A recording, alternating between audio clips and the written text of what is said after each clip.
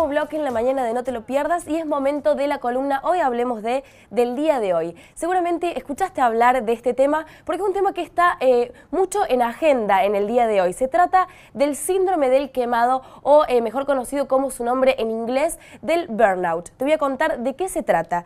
El burnout es un estrés laboral asociado a múltiples factores, ¿sí?, que hace que el rendimiento de los empleados disminuya y se traduzca en síntomas físicos como puede ser el agotamiento, el desinterés y la baja productividad en un puesto.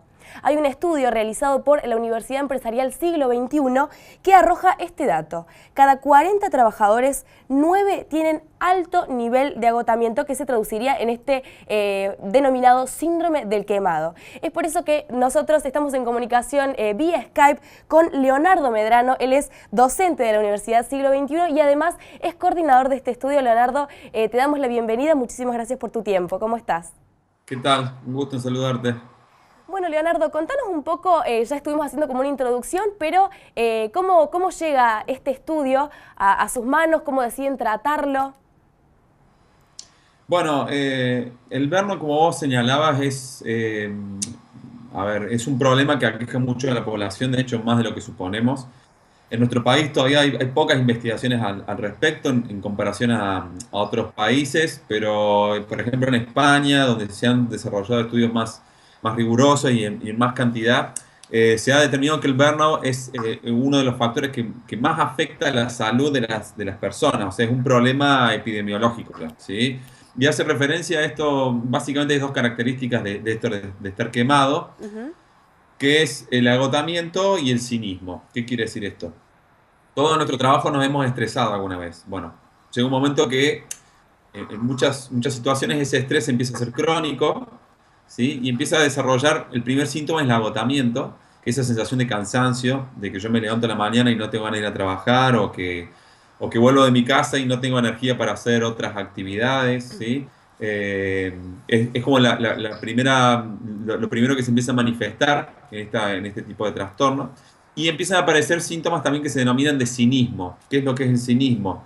Que ya llega un momento que no te importa si estás haciendo bien tu trabajo o estás haciendo mal, o sabés que lo estás haciendo mal, pero ya no te importa si lo estás haciendo mal, querés terminarlo y como sacártelo de encima. Es decir, no es un estado de cinismo general, sino un estado de cinismo con el trabajo y que aparece por estos niveles de burnout y que indudablemente afecta el desempeño de las personas. Claro, seguro. Y en un puesto de responsabilidad, este factor realmente es complicado. Otro de los datos por ahí que arrojaba el estudio es que la Argentina, al lado, comparado de otros países muy desarrollados, tiene niveles muy, pero muy altos de burnout. Sí, en realidad, bueno, para medir el burnout se utiliza un instrumento que se llama Maslach, que es un instrumento que se usa mundialmente. Y los datos acá en Argentina indicaron que había mucha prevalencia. Ajá. Recién yo te hablaba de lo que era el agotamiento y qué se observó. Por ejemplo, en un estudio que hicimos en la Universidad Siglo XXI, que cubrió todo el territorio nacional, se determinó que casi un cuarto de la población, o sea, un 22%, para ser más preciso, de los argentinos, tiene altos niveles de agotamiento en el trabajo, ¿sí? Claro. Pensá que estamos hablando casi un cuarto de la población de las personas que puntuaron más alto en los niveles de agotamiento, ¿sí? Que probablemente personas que también van a caer tarde o temprano en un nivel de cinismo con su trabajo, y que esto no solamente afecta a su trabajo, sino que sobre todo afecta a la calidad de vida de los argentinos. Entonces, brindar un tratamiento, una promoción para lo que es el burnout en el ámbito organizacional, es un aspecto que es de suma importancia para toda la población. Bien, otro de los escenarios por ahí que arrojaba el estudio es que el común de la gente puede llegar a pensar que este síndrome se puede llegar a dar por ahí la cantidad de trabajo o bien por el nivel salarial de la persona, digamos, como que no está conforme con su trabajo por esos dos aspectos, pero como que está muy alejado de ese lado. Contame un poco los factores que son los más propensos a generar este tipo de síndrome, que son los que arrojaron el estudio, Leonardo. Bueno, en general un primer aspecto de lo que señalas vos que es la sobrecarga laboral. Es decir, cuando yo tengo más demandas que recursos, lo más probable es que yo caiga en un estado de burnout, que de a poco me vaya quemando, ¿sí? ¿Esto qué significa? Que tengo muchas tareas para hacer y pocos recursos para poder responder a todas esas tareas, ¿sí? Cuando la persona empieza a tener esa sensación de sobrecarga o bien de que no dispone de los recursos suficientes para hacer bien su trabajo, empieza a experimentar estos niveles de estrés. Nosotros en esta investigación en particular lo que medimos fueron, bueno, cuáles son los recursos como protectivos. Es decir, cuáles son los recursos sociolaborales, los recursos que tiene mi puesto, que me permiten a mí protegerme del burnout. Y uno de ellos tiene que ver, por ejemplo, con tener adecuada información, ¿sí? Vos mencionabas otro que era el tema del salario. Claro. El salario es una cuestión que es bastante particular cómo funciona. A ver, no tener es un salario que me permita satisfacer mis necesidades básicas, ¿sí? Es decir, que no puedo tener, no llego a fin de mes, es un factor que me estresa mucho. Claro. Ahora, una vez que es como que es no es lineal la relación, sino que es más bien como una curva, ¿sí? Una vez que yo ya tengo satisfechas mis necesidades básicas, seguir aumentando mi salario no es algo que va a hacer que yo me experimente más gratificación en mi trabajo, ¿se entiende? De hecho, le pasa a muchas personas que ganan muy bien y aún así están muy estresadas o no quieren seguir trabajando. Entonces, si bien el salario es un factor que cuando falta influye mucho, aumentar solamente el salario no hace que una persona se desestrese o disfrute más de su trabajo. Y ahí entran en juego otros factores. Uno de ellos, que fue el que más impactó, es el tema de tener adecuada información o feedback. Claro. Es decir, muchas veces nosotros estamos trabajando y nuestro jefe, nuestro supervisor o nuestro grupo de trabajo no nos da información adecuada acerca de, bueno, qué es lo que tenemos que cambiar concretamente para lograr un mejor rendimiento, ¿sí? Claro. Es decir, viene el jefe y me dice, no estoy contento con cómo te estás desempeñando, no estás logrando los resultados que te había pedido, pero no te estoy dando información clara de, bueno, qué cosas específicas yo tendría que cambiar para lograr eso que me están pidiendo, ¿sí? Entonces, la falta de feedback o la falta de información, por ejemplo, yo no sé si, suponete, yo puedo tener muy buen sueldo, pero yo no sé si llego a qué sé yo, si en 2 meses voy a tener mi puesto de trabajo o me van a despedir, eso también me generaría mucho estrés, a pesar de tener un buen sueldo. Es decir, estos dos factores, lo que es la información y por otro lado el feedback, son los factores donde en la investigación que nosotros hicimos tiene un peso importante al momento de explicar por qué una persona podría experimentar burnout. Claro, claro. En el estudio también plantean la contracara del burnout, que es el engagement. Quiero que me cuentes y que le cuentes también a la gente del otro lado, Leonardo, de qué se trata esto. Bueno, como vos bien señalaste, el burnout es como el lado oscuro del trabajo, es decir, es cuando la persona tiene mucho agotamiento y tiene mucho cinismo, ya no le importa su trabajo. Y en Holanda se empezó a investigar el polo opuesto, ¿sí? Que era el engagement, es decir, una persona que tiene mucho vigor, en vez de agotamiento tiene mucha energía, y en vez de cinismo tiene mucha identificación con su trabajo. ¿Esto qué quiere decir? Que se siente orgulloso con el trabajo que hace, se siente identificado a tal punto que lo ve como algo, ya lo personaliza, o sea, lo quiere hacer bien porque eso lo hace sentirse bien a él. Y lo que se empezó a investigar era que los factores que previenen el burnout no son necesariamente los mismos que hacen que una persona tenga más engagement. ¿Se entiende? Por ejemplo, aumentar el salario puede hacer que yo me estrese menos, pero eso no necesariamente va a hacer que yo me sienta mejor en mi trabajo, ¿sí? Claro. O estar menos estresado puede hacer de que yo me sienta, lo pongo en términos más coloquiales. Por ejemplo, si yo voy a una empresa y logramos reducir los niveles de estrés, esos trabajadores van a estar menos mal, pero no más mejor. ¿Se comprende? Es decir, van a tener menos burnout, pero eso no significa que tengan mayor identificación o mayor vigor con su trabajo. Para eso hay que trabajar otras variables, que un poco fue la que se indagaron en este estudio.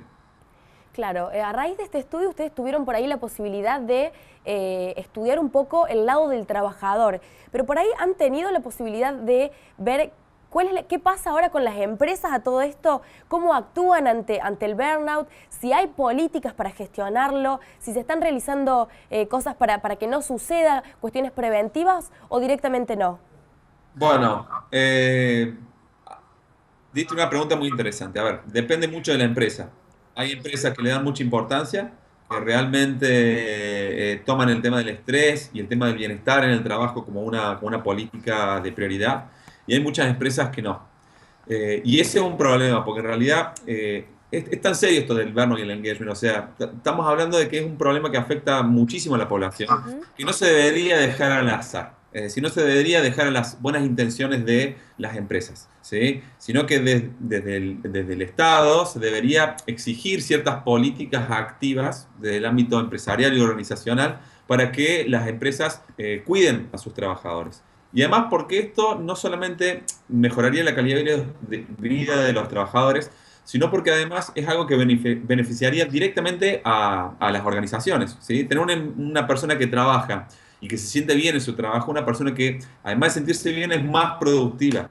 Entonces, yo creo que sería una sinergia interesante esto desde el Estado, dar ciertas exigencias acerca de cómo promover la salud, pero creo que las empresas también no lo tendrían que ver con una imposición, sino como algo que les permitiría mejorar un poco su rendimiento, su productividad. Claro, por ahí tiene que ver con una cuestión de dejar de ver a los empleados como números y también considerarlos más como personas. Y es muy interesante lo que decís, Leonardo, también de esa sinergia, perdón, de ese feedback constante que se produce entre un empleado bien alimentado, por así decirlo, entre comillas, que devuelve a la empresa todo lo que la empresa le da y se genera una cosa muy interesante. Otro de los términos también que introducen en el estudio es el descanso inteligente. También me interesaría un poco que me cuentes de qué se trata ese término. Vos sabés que justo no te escuché cuando me hablaba de qué término, no lo escuché bien. El descanso inteligente. Sí, sí, sí. Bueno, un factor que previene el agotamiento es el tema del ocio, de tener tiempo libre para descansar, para recuperarme. Pero la realidad es que tener horas de ocio no hace que necesariamente yo me recupere. O sea, para entender el proceso de recuperación que hace que una persona, después de haber trabajado, pueda recuperarse, hay que analizar la experiencia psicológica durante el descanso, ¿sí? Por ejemplo, si yo terminé de trabajar, voy a mi casa y sigo pensando en el trabajo, ¿sí?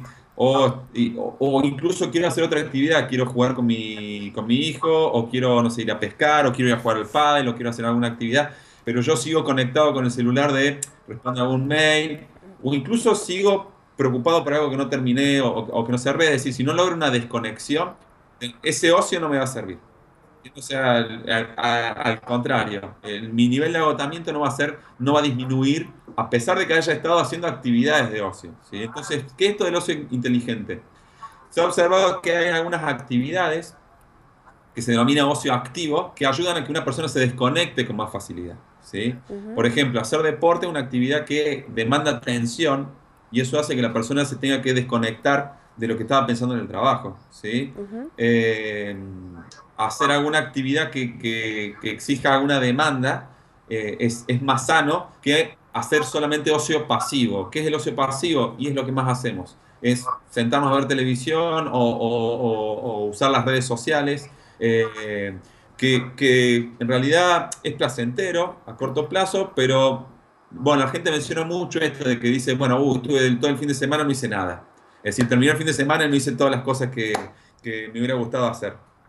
Y es un problema porque además esas actividades, esto de mirar televisión o usar redes sociales, no son actividades que me desconecten, ¿sí? Sino que son actividades que me mantienen un poco enganchado o que no me demandan la suficiente atención como para que yo pueda dejar de pensar en mi trabajo.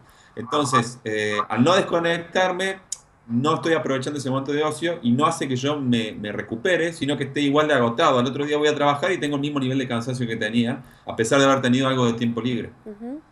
Es realmente un tema muy, pero muy interesante, que está, como arrancábamos cuando hablábamos del tema, totalmente en agenda, a la orden del día. Es muy interesante que se dediquen ustedes desde la Universidad Empresarial Siglo XXI también a tratar estos temas, porque la verdad que se reflejan mucho en la realidad del día de hoy. Quiero agradecerte antes que nada, Leonardo, por el contacto, por la comunicación, por tu tiempo, por explicarnos de qué se trataba este estudio, así que muchísimas gracias nuevamente.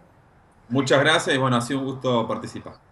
Bueno, ojalá nos reencontremos nuevamente y vamos a seguir hablando un poco de este tema ahora con unas plaquitas que retratan algunos consejos o algunos tips para lograr evitar lo que es el burnout en el trabajo. ¿Qué te parece si juntos las empezamos a repasar?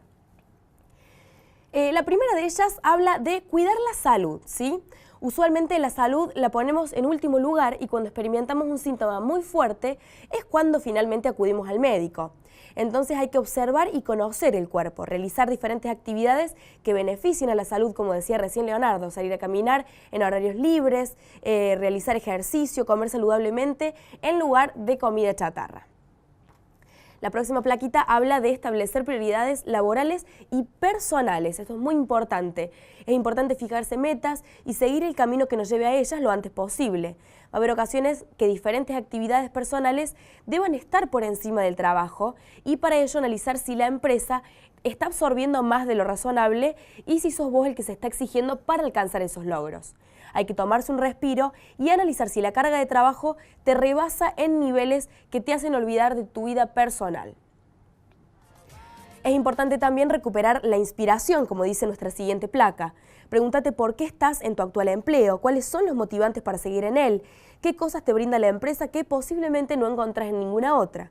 Posiblemente estás pagando tu casa o tu auto y la empresa obviamente te da la oportunidad de aprender cosas nuevas o adquirir mayor experiencia o quizás tenés una buena oportunidad de crecimiento laboral.